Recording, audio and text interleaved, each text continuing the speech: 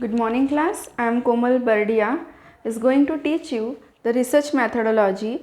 In the previous lecture we have seen some topics. Now in the current lecture we will see the research application. Okay. In the current lecture we will see the research application. It is the last second topic of your unit, research application. अभी देखिए boss research हुआ है तो research कब होगा, जब उसका कहीं ना कहीं एप्लीकेशन पॉसिबल होगा, then and then only the researcher is going to do the research. ठीक है, विदाउट ऑब्जेक्ट और विदाउट इम्पॉर्टेंस तो कोई भी रिसर्च नहीं कर सकता है. So it is very important कि यदि एप्लीकेशन है तभी कोई भी रिसर्चर क्या कर रहा है, रिसर्च वर्क कर रहा है. Research is done because of some application. सबसे इम्पॉर्टेंट पॉइंट तो यही है कि रिसर्च कब होगा, जब उसका कहीं ना कहीं in the world for the specific person there will be an application of the research. ठीक है, अब ये देखिए रिसर्च वर्क करते टाइम क्या होता है, for specially for those students who are going to do the PhD work after their PGs or who are going to be a scientist also, or the person who is going to develop the theories of research, theories of some application, theories of economics. उनके लिए कैसा होता है, research work क्या होता है, they have to present in front of committee. ठीक है, एक एक्सपर्ट कमिटीज़ बैठती है, एक्सपर्टीज़ बैठते हैं and they will suggest the researcher where he should or how he or she should going to do the study. ठीक है, तो सबसे पहले आपका रिसर्च वर्क क्या होता है, इन फ्रंट ऑफ कमेटी प्रेजेंट किया जाता है. अभी देखिए कोई रिसर्च वर्क होता है जो मासेस के लिए होता है, लार्ज पॉपुलेशन के लिए होता है, for the benefits of entire world होता है.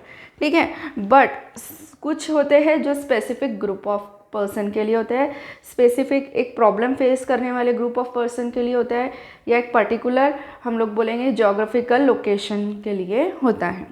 ठीक है, that is called as research application. Research application is nothing but the application of research.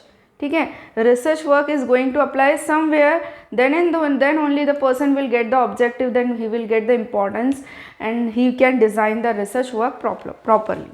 ठीक है, now according to the application there are two types of research, that is pure research and second one is applied research. अब what is the meaning of pure research? Pure research means totally new. ठीक है, totally new, और हम लोग इसी को बोलते हैं बेसिक रिसर्च. इसी को हम लोग क्या बोल सकते हैं, बेसिक, और इसे एक नाम दिया गया है फंडामेंटल. ठीक है, fundamental research, pure research, basic research और फंडामेंटल रिसर्च, जो क्या होता है, टोटली न्यू होता है. It is totally innovative. कुछ तो नए टॉपिक को लेकर हम लोग आज से पहले जिस पे कोई रिसर्च नहीं हुआ है, we are going to do the research on that particular topic. और इसमें टाइम बार नहीं होता है कि मैंने ये पर्टिकुलर 3 साल में करना है या 5 साल में होता है. ये क्योंकि एंटायर इट इज़ हम लोग बोलेंगे it refers to the large amount of population. ठीक है, वाइडली होता है, बहुत ज़्यादा बड़ा स्कोप है इसका.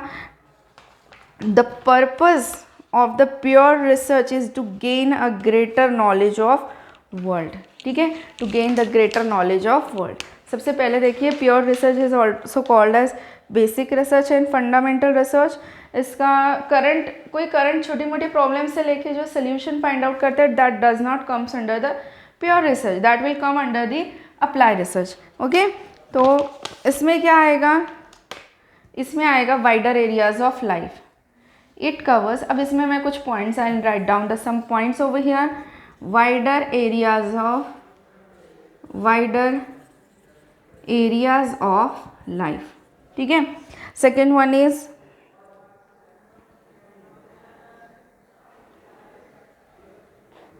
स्पेशली इसमें कौन से आएंगे, साइंटिस्ट लोग जो क्या कर रहे हैं, बहुत ज़्यादा रिसर्च कर रहे हैं to gain wider knowledge of the world. ठीक है, स्पेशली इसमें क्या आएगा, साइंटिस्ट आएंगे. इसमें और क्या कवर होगा, टू डेवलप द थियरीज,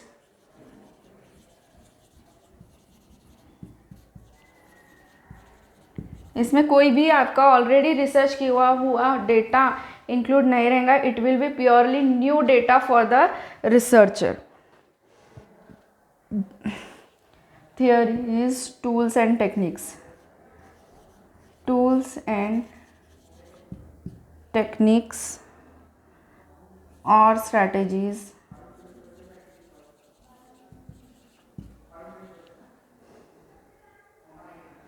इसमें नो टाइम फ्रेम होता है. ठीक है, इसमें कोई भी टाइम बार नहीं होता है. Where in the pure research no time framework. Very important. ठीक है, नो टाइम फ्रेमवर्क. ठीक है, सबसे इम्पॉर्टेंट पॉइंट है इसमें कि सबसे इम्पॉर्टेंट ये है, ये प्योर होता है, न्यू नॉलेज होता है. सेकेंड, इसमें कोई टाइम बार नहीं होता है. There is no any time bar like you have to complete, you have to finish your research work in the 5 years or in the 7 years or in the 10 years. It is like a ongoing process. जैसे जैसे हमें data मिलते जाता है, we are going to change our hypothesis. Hypothesis भी होते हैं हमारे ऑलरेडी फाइंड आउट किए हुए. जैसे जैसे डेटा कलेक्ट होता है we are going to change the topic. Gain wider knowledge of world. एक पर्टिकुलर ग्रुप का स्टडी किया, फिर सेकेंड का किया, थर्ड का किया. They get a wider range of knowledge to develop the theories, tools and techniques and strategies for the research. देखिए, ये प्योर रिसर्च क्या करता है, बेस बनाता है. ठीक है, प्योर रिसर्च क्या करता है, बेस बनाता है. फॉर हुम, फॉर द अप्लाइड रिसर्चर्स. ठीक है, इसमें ये पर्टिकुलर प्योर और बेसिक रिसर्च करने के लिए you need a very nice expertise. आपको क्या लगता है, इसमें एक्सपर्टीज़ लगती है जिसने ऑलरेडी काफ़ी सारे रिसर्च वर्क कर लिए. Then and then only they can go for the pure research. ठीक है, now we will come to the second part of the type, that is applied research. Applied research बेचारा छोटू सा होता है एक पर्टिकुलर ग्रुप ऑफ पर्सन के लिए. ठीक है, for particular group of person.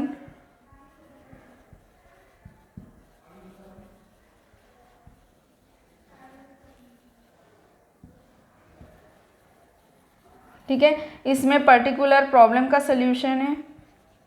Current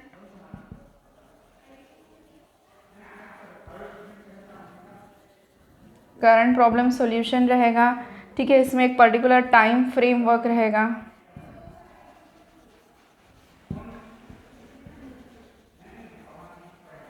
timely framework. ठीक है, अभी अप्लाइड रिसर्च क्या है, एक नैरो कंसेप्ट है, और प्योर रिसर्च क्या है, हमारा वाइडर कंसेप्ट है. इसमें नॉलेज बहुत ज़्यादा है. इसमें knowledge related to the particular group के लिए रहेगा. ठीक है, now I am reading the applied research. Applied research is done where get the answers for the current problems. I have already written current problem solution. You will get the answer of the current problems.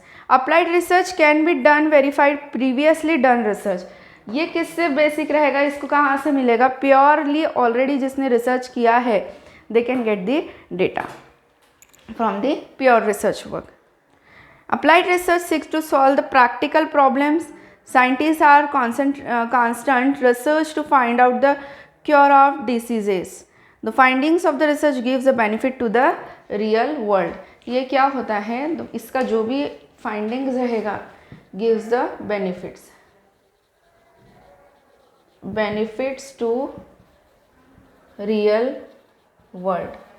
और pair research किसके लिए किया जाता है, जब तक researcher satisfied नहीं होता है फ्रॉम द डेटा, तब तक वो रिसर्च वर्क करते रहता है. लेकिन अप्लाइड रिसर्च का क्या होता है, तुरंत आपको उसका बेनिफिट मिलेगा related to the current problem. In applied research there is a framework, time framework, and research strictly follows it. Researcher strictly follows it. Particular time period में they have to complete the their PhDs also. PhD के लिए भी अभी time बार आया है, like कुछ तो भी 7 years.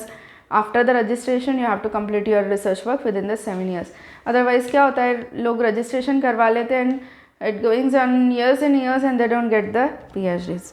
Okay, the findings of the basic research, however, the benefits of applied research in several area, the tools, techniques and procedure that are discovered already in the pure research are used to find the solution in the applied research. I have already told you कि जो भी data हमें यहाँ से tools, techniques, ये सारी हमने यहाँ फाइंड आउट किए, will get use the benefits. Okay, use tools, techniques and theories for solution purpose. Okay, solution purpose. Okay, so in the current lecture we have seen research application where you can apply your research. Okay, meaning and two types of research application, that is pure research and applied research.